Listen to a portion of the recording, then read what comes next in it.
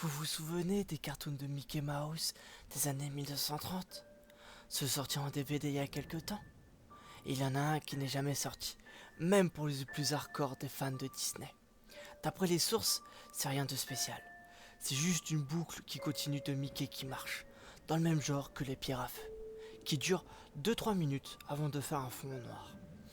Au lieu des chansons mignonnes de ce genre de cartoon, la chanson de celui-là n'est pas vraiment une, juste du bruit comme si quelqu'un cognait sur les touches d'un piano au hasard pendant 1 minute 30, avant d'avoir du bruit pour le reste.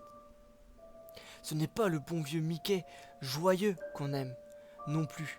Mickey ne danse pas, ne sourit même pas. Il marche comme vous et moi, avec une expérience normale au visage. Mais, pour une raison inconnue, il tourne sa tête de droite à gauche. Jusqu'à 1 an ou 2, tout le monde croyait qu'après le fondu au noir, c'était tout. Quand Léonard Maltin révisait le cartoon pour l'inclure dans la série complète, il a décidé que c'était trop nul à mettre en DVD. Mais il voulait tout de même une copie digitale, car c'était malgré tout une création de Walt. Quand il a fini de le numérer, il remarquera quelque chose. Le cartoon faisait en fait 9 minutes et 4 secondes. Voici ce que ma source m'a envoyé en entier. C'est un assistant d'un des plus hauts dirigeants de Disney et de Monsieur Maltin en personne. Après la coupure au noir, ça reste ainsi jusqu'à la 6e minute, avant de revenir sur Mickey marchand. Le son était différent. C'était un murmure. Ce n'était pas un langage, mais plutôt un pleur étranglé. Alors que le bruit devenait de plus en plus fort et confus à la minute suivante, l'image commence à devenir bizarre. Là, ça partir dans des directions qui semblaient impossibles d'après la physique de la marche de Mickey. Et l'expression neutre de Mickey se changeait en un sourire malaisant. Et la 7e minute, l'image devenait de plus en plus obscure. Des couleurs apparaissant alors que c'était impossible à l'époque. Le visage de Mickey commençait à tomber en morceaux. Ses yeux roulent en bas de son menton comme 2 billes dans un bol. Et son sourire, incurvé, se déplaça en haut à gauche de sa tête.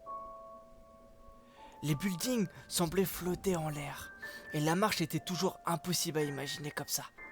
Inconcevable pour ce que nous, humains, savons de la marche. Monsieur Maltin s'est senti mal et quitté la salle. En voyant un employé pour finir la vidéo et prendre des notes sur tout ce qui se passe jusqu'à la dernière seconde et immédiatement mis le disque du cartoon sous clé dans un coffre. Le hurlement continue jusqu'à la 8e minute et des poussières et ça coupe brutalement sur la tête de Mickey Mouse. Des crédits de fin de chaque vidéo avec en arrière le bruit d'une boîte à musique cassée. Il reste plus que 30 secondes à ce stade. Et peu importe ce qu'il y a après, je n'ai pas pu avoir plus d'informations.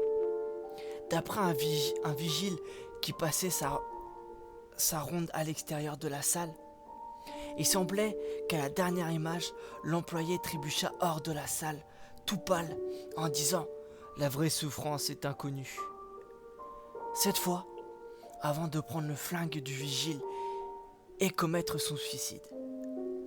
L'info que j'ai pu avoir de Léonard Maltin était que la dernière image était une page en russe qui disait vaguement « Le spectacle de l'enfer ramène ses voyeurs là-bas ». À ce que je sais, personne ne l'a vu à part lui. Mais plusieurs employés de Disney ont tenté de s'approvisionner la vidéo sur RapidShare. Tout en rapidement arrêter leur emploi. Si vous trouvez ce film, ne le regardez pas.